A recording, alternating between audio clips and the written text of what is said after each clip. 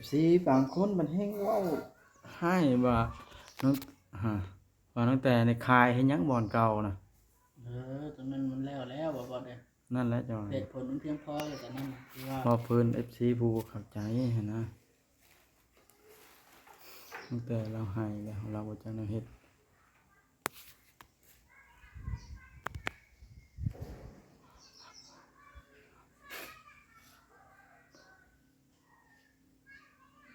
ให้เฮ็ดเพียงตั้งแต่อุกใจบ่ ความน่าใจก็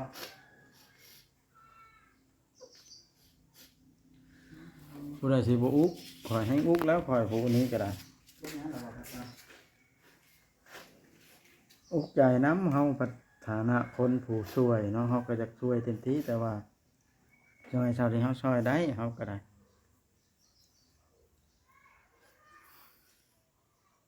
แต่ว่ายังบ่ออกบ่น้องแต่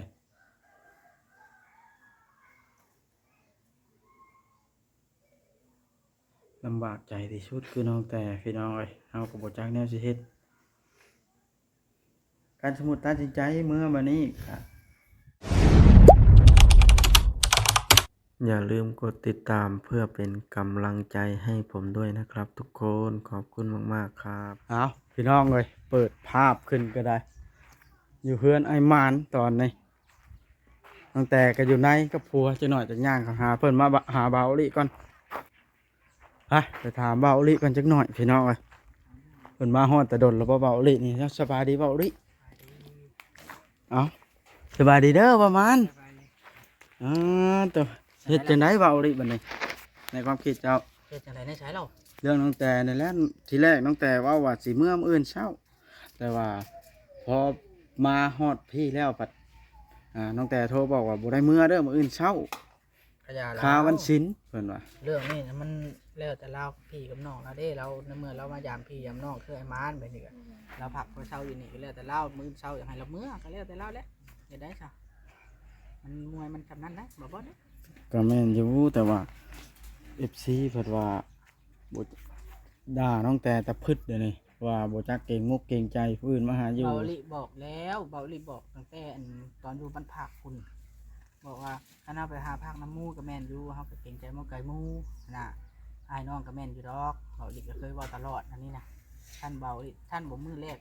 มือมาเส้นหนึ่งคือเบาลิบ่ตัดสินใจไปให้ไปอยู่ห้องเช่าดอกบอส ก็อยู่ห้องเช่าก็เบิ่งก่อนในคอมเมนต์คอยนะ คนเฮานะ FC ก็ว่าคือเงินหลายแท้มันอยู่ห้องเช่า อยู่ห้องเช่ากับละมืออะไรนี้มันละเมื่อยเด้เบาลิคือธนาแล้วตื่นมาก็ไปยามพ่อมาก็กราบแผดอันนี้เบาเห็นเบาลิแต่ว่า เมื่อวานนี้นะนั่นน้องแต่ว่าอยากมายามพี่ยามน้องก่อนจังกลับมาฮอดแล้วพอตื่นมาเป็นวันศิลป์บาดนี้ผู้ใหญ่ทั้งเพิ่นว่าเราบ่ให้กลับบ่อยากให้เดินทางเลยยากว่าสิขอพักอยู่เพื่อนไอ้มานจักอีกคืนนึงเนาะไอ้มาน เราเป็นแล้วแต่เล่าดอกตัวนั้นนะไอ้บอสขอพักขอพริกนะเพราะว่าเราเคยคนหูจักกันไปมาหาสู้ช่วยเวียกันเฮาน่ะแล้วแต่เพิ่นช้านี่เขาก็มาถ่ายคลิปแต่ถ่าย FC เพิ่นว่าน้องแต่เนี่ยยังบ่ได้กลับเด้อจังซั่นจังซี่เพราะว่าเฮา ตั้งแต่อยู่ไหนบ่ได้นี่ เขาบ่สามารถที่ว่าได้เขาสิเอามาพักที่นี่เด้อเพราะว่าน้องแต่นี่ภารกิจของเขาก็คือช่วยเหลือเรา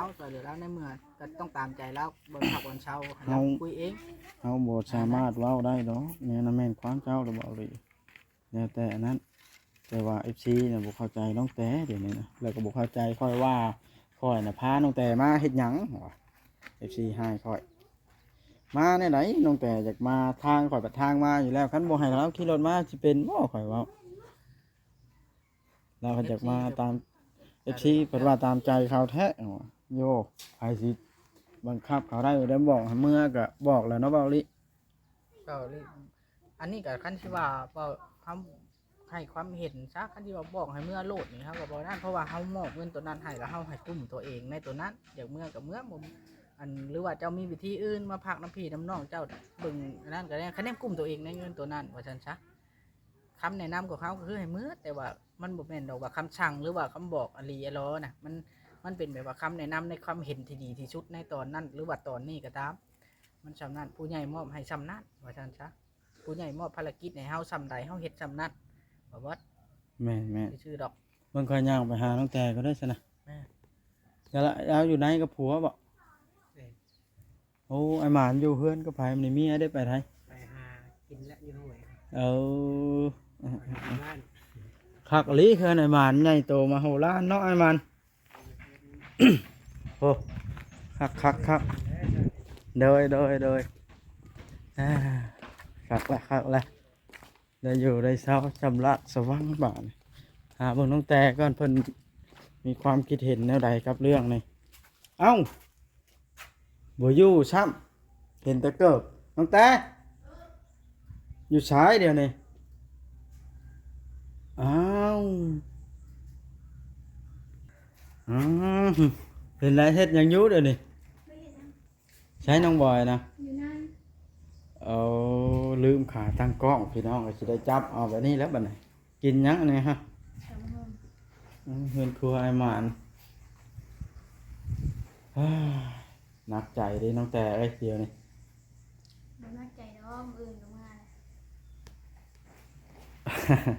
ก็แม่นอยู่มื้ออื่นมื้อนักใจน้ำ FC ผู้เพิ่นบ่เข้าใจเจ้านี่แหละ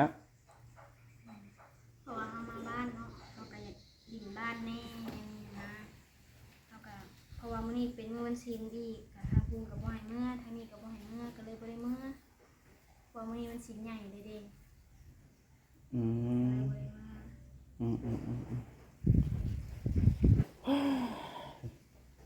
เฮ็ดถึกใจเบิดทุกคนคือสิยากเนาะน้องแต่ เพราะว่ามื้ออื่นจะได้สิได้มา ค่อยอยากให้เจ้าน่ะอธิบาย FC เรื่องนึงเดี๋ยวนี้นะค่อยนั่งก่อน เมื่อวานนี่น่ะ FC น่ะว่าค่อยน่ะลั่งเจ้าไว้ว่าค่อยลั่งเจ้าบ่ให้เมื่ออยากพามาพี่ อยากมาเองเนาะ แล้วตั้งแต่ละว่าค่อยไปผ่านมาพี่ทางนี้พอดีแหละขอที่รถน้ำค้อยเนาะ แม่น เมื่อวานนี่นี่แหละพี่น้องเหตุผลกันละซีละเริ่มดราม่าลายคอยละอุกใจ การที่มาพักมาเช้าตั้งแต่คือบุคืดแน่บุเกรงใจผู้อื่นแท้หาเลาะอันเช้าเพื่อนเพิ่นหัวเจ้ามีความคิดเห็นจังไดเรื่องนี้มีคำตอบแบบได ทั้งเกรงใจก็เกรงใจเนาะเฮาก็อยากมาบ้านแน่อยากมาลิ้นเพราะว่ามื้อนี้มันก็เป็นมื้อวันศีลคือน้องว่าหั่นแหละแล้วก็บ่ได้มื้อสิมื้อนี้ไว้ทางนี้ก็สิมาฮอดทางนี้ก็บ่ให้มื้อทางนั้นก็บ่ให้มื้อก็เลยบ่ได้มื้อบัดนี้ อืมครับนี่แหละพี่น้องเหตุผลของน้องแต่เกรงใจแล้วก็เกรงใจอยู่แต่ว่าไปเช่าห้องก็ มันก็แพงบัดนี้ แล้วเช่าห้องก็พิษอีกนะฮะว่าคือเงินหลายแท้ไปนอนเช่าห้องกินรูอยู่ลาหอ เฮาก็บ่มีวางอยู่เนาะเฮาก็จำเป็นแหละจังได๋ซะ ถ้ามาเช่าห้องอันผู้อื่นเพื่อนผู้อื่นแบบพิษอีกได้ว่าบ่เกรงใจบาดแล้วบ่จักแนวเฮ็ดบาดเจ้านี่แต่ว่า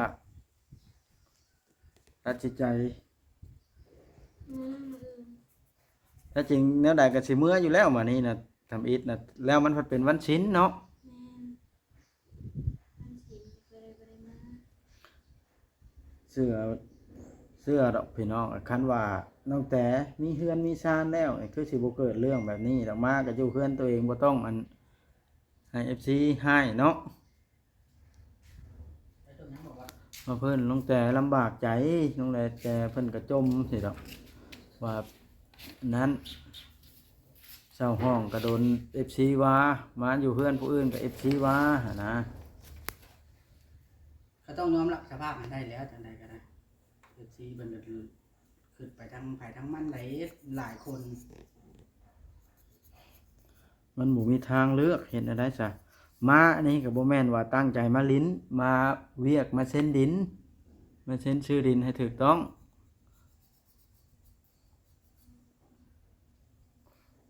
อยากสิเฮ็ดอะไรจังสิถูกใจเบิดกูคนเนาะน้องแต่เอาสู้ไปน้องแต่ชีวิตคนมันก็แนวนี้แหละเนาะเบาเด้ แม่น เช่าห้องก็2 มื้อก็300,000เนาะ ห้องเช่าเข้าบัดชื่อบาดนี่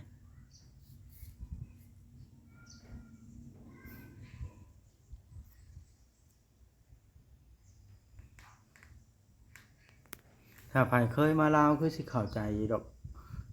พี่น้องต่างประเทศพี่น้องลาวก็ได้พี่น้องไทยมาเงินล้านหนึงนี่ถ้าย่างตลาดนี่ได้แต่หมักลำไยละพวงนี่ก็เบิด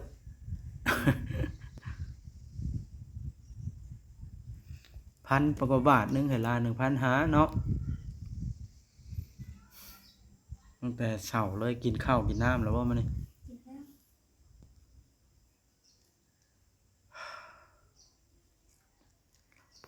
ลำบากใจบ่น้องแต่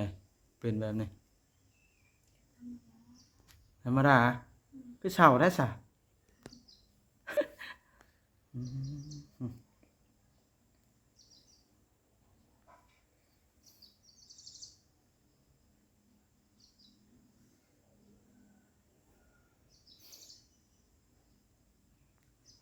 ทีแรกข้อยก็ว่าสิมาแก้ไขบ่อนที่ว่า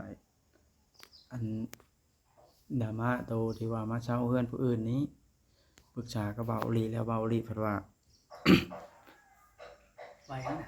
บ่จักแนวเฮ็ดว่าเงินให้ไปเช่าห้องสร้างห้องมาอื่นก็ว่าบ่ได้มีงบตัวนั้นตั้งแต่ประจำกัดบ่เงินแพงไว้ค่ารถมืออื่นบ่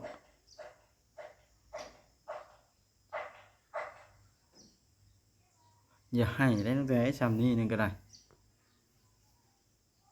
อื่นก็ได้เมื่อละเมื่อแล้วสามเฮือนถามซานแล้วจังมาอยู่บัดนี้เนาะเบาอีหลี แม่น มันจังบ่ยุ่งยากอีหยัง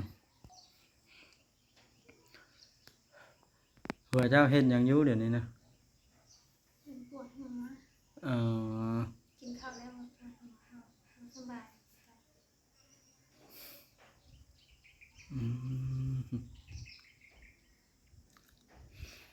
น้องแต่จมอยากเห็นหน้าร้านเมื่อวานนี่ก็คือจะเผาอ่นน้ำร้าน เรื่องมันขี้คายทุกอย่างหลายปีไปอาจจะได้เห็นดอกน้องแต่เอ้ย เนาะมีทั้งรูปแบบเพื่อนน้องก็บ่จะเห็นว่าหน้าร้านก็จะเห็นแต่แบบมันก็เห็นบ่ได้ก็เร็วไปนะ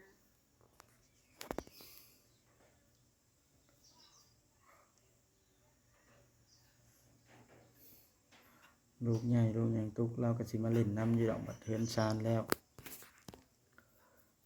นี่ล่ะพี่น้องก็เห็นใจเพิ่นอยู่คนเคยอยู่นำกันฮักแพงกัน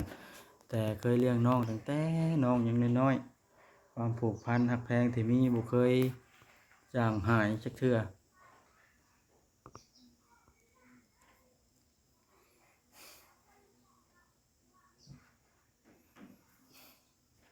เว้าลีอึ้งบ่เลยนี่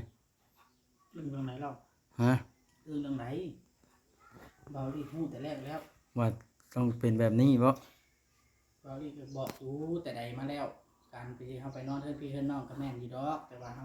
เกรงใจเขาเจ้านะมันเหตุผลของไผของมันได้บ่ได้เรื่องแบบนี้นะคืออัน เบาลีเห็นในคอมเมนต์ที่เจ้าน่ะหลายคนเว้ากับเอ้ยนางที่จริงแล้วน่ะตื่นมาแล้วไปเวียกแต่เช้า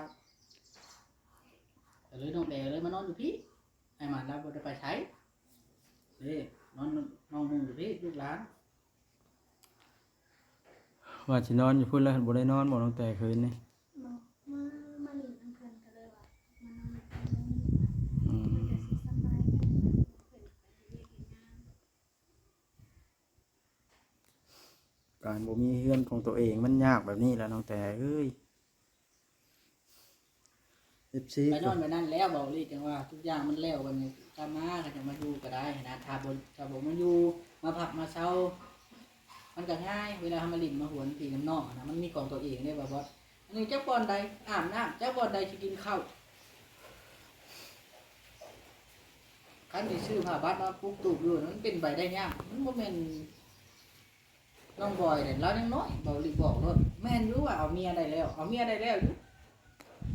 เอาได้อยู่นะเมีย ความรับผิดชอบนี่ต้องน้องแต่นี่เนาะ แม่น ไปซื้อนั้นซื้อนี่ก็คือยังมีแต่น้องแต่ บอลแข่งเลยอันนี้เฮาก็เคย15 ปี16 ปีมาก่อนนะแบบว่าเฮายังหาเคาะไหลยิงกระป๋อมรู้แถวนี้ น้องบ่ทันใช้สงข่อย15 ปีฝนตกยังแล่นอาบน้ำอยู่ตั้งแต่สิให้สิห้องล่ะ อย่าให้ตั้งแต่สู่และชีวิต มันก็แล้วที่ให้ฉันนี่ บ่ได้ค่อยพันตั้งแต่ให้คืนนี่ หันให้สิได้หัว ฮะอัน ให้ น่ะ สิได้หัว โดนนักแล้วตั้งแต่ มีคนนั่นแล้ว ฮะ มีคนโอนเงินมาให้ข่อย โอ้รวยแท้ บ่หานค้าเด้เปิดหานค้าเวลามันชื่อเครื่องมันก็โอนเดือนละ30 อ๋อ เงินนอกในอื่นน่ะ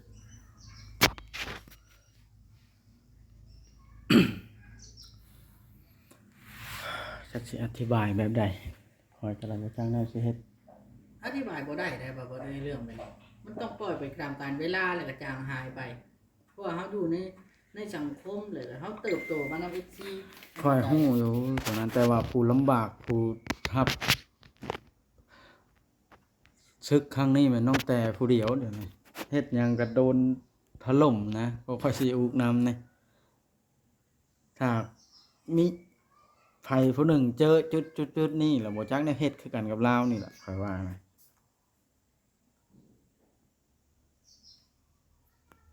14บางคนมันแฮงเว้าให้ว่า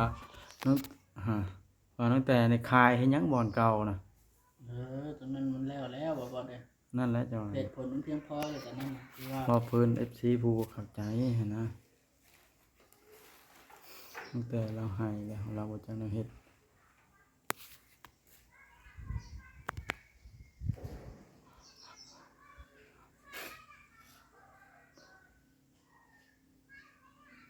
ให้เฮ็ดเพียงตั้งแต่อุกใจบ่ ใครน้อยใจบ่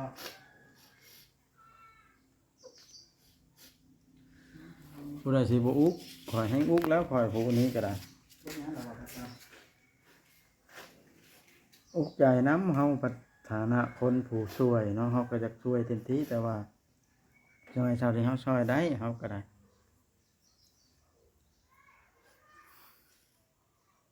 แต่ว่ายังบ่ออกบ่น้องแต่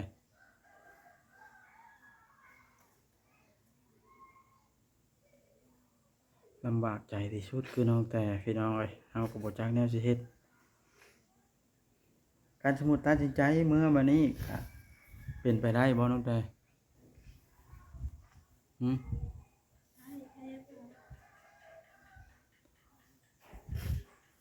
ก็อย่าเฮาปล่อยผ่านตั้งแต่อ้ายฮู้แล้วกับเรื่องแบบนี้อ้ายก็เคยโดนมาหลายแล้วสมมุติว่าเพิ่นว่าเฮาบ่เข้าใจกันอยู่แบบนี้กับไอ้หมานแบบนี้ไอ้หมานเราก็บ่ได้ว่าหยังแต่ว่าเรื่องดราม่าว่าหาเช่าเพื่อนผู้อื่นมันก็แม่นความเพิ่นอยู่แต่ว่าเฮาก็บ่จักแนวเฮ็ดเฮือนชานเฮาบ่ทันแล้วเด้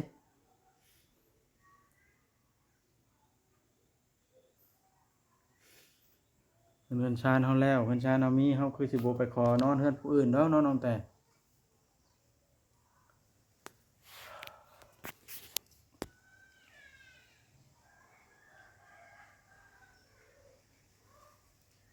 คือพ่อจ้อยก็ช้ำลาว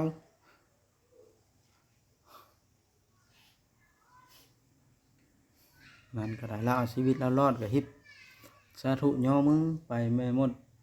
ใส่แล่นพุ่นแล่นพี่อยู่อันนั้นก็ได้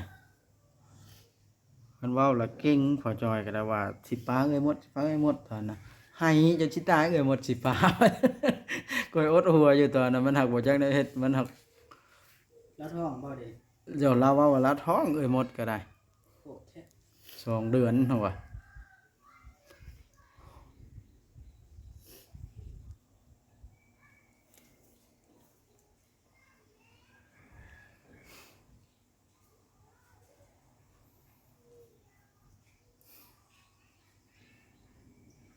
มันแอคชั่น37,000 ต่อลิงลิ้นได้ แม่นมันจะชวนสาว ซื้อกระตุกไปเติมเอาได้บ่ค่อยสิ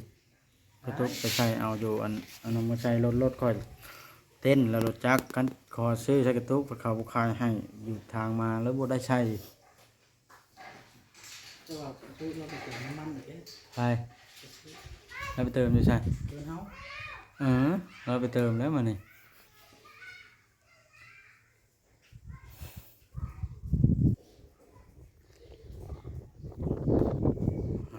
เฮ็ดจั่งใดสบายบาด จะได้ ว่าเป้าลี่บ่ได้คุยกับน้องแต่เลยตั้งแต่มือเซ็นดินแล้วโทรไปบ้านนี่ก็มีแต่ผัวแล้วล่ะเป้าลี่ค่าเวียกเด้บ่ลี่ก็พาลูกไปหาหมอแน่พาแม่ไปถอนแขวแน่วานเนี่ยหลายเวียกสารพัดเลยเนาะแรงก็พาไปเรียนหลายเวียกภารกิจของเป้าลี่คือมันนั่นเลยเด้มันโอเคเลยเด้เขาต้องเฮ็ดไปตามแบบตามแผนนะวิชาก็ตาม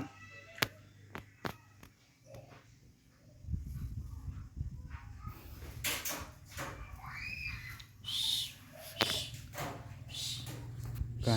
ไอ้หมานพี่น้องเฮือนครัวไอ้หมานกว้างคักอหลีนี่เนาะ กว้างทั้งครัวเรือนบ่ครัว มันก็อยู่โล่งเลยแบบนี้ แม่นบ่ว่าบ่ แม่น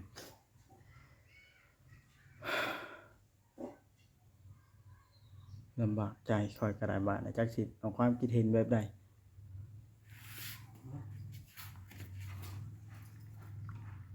ก็อยู่เอาเข้าใจกับเพิ่นอยู่ได้นานก็ได้ ถ้าใจอยู่ก่อนนั่นใดก็น้องแต่เอ้ยมาเอิ้นอาจจะสิมาห้ามเอาแต่เช้าไปคิวรถหรือว่าเจ้าสิเฮ็ดนั่นใด แต่นั่นแหละเจ้าเรามานำเจ้าเนาะ อ่า ต้องหักมารับไปส่งแล้วเจ้า หมดแล้วเฮาสิไปพุ่นอยู่แล้วเนาะน้องแต่ข้อยก็สิมาห้ามเอาไปชง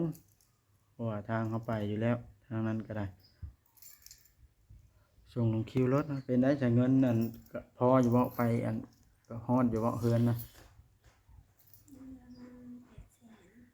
ฮะโอ้ก็ยังฮอดอยู่ซะเนาะ ฮอดแล้ว800,000 อ่า ฮอดจะได้ กินข้าวกินยังอาศัยกินน้ำมันมานซะก่อนก็ยัดเงินไว้ เพิ่นเนาะกินเพิ่นตัวจังได๋ล่ะ ให้เกิดยัดมาแล้วเข้ากันอยู่บ่รถจักร ว่าสิเอามาฝาก แม่นมีแต่ว่าพักที่นี่ก่อนก็ได้เพิ่นบ่ได้ว่าจังได๋ทั้งเอื้อเปรมแล้วก็บ่ได้ว่าจังได๋อื่นถึงเมื่อจังได๋ก็ได้จังได๋มันก็เทินน่ะเด้ มันแม่นเฮาก็เกรงใจอยู่เนาะมันสิให้เฮาไปกลางอันนอนกลางเดินในดินตัวเองก็บ่เป็นเนาะน้องแต่อย่าให้น้องแต่เอ้ยอดเอาสู่ซนไปแล้วเนาะเบาดิ นั่นแล้วชุ่มไปหั่นแล้ว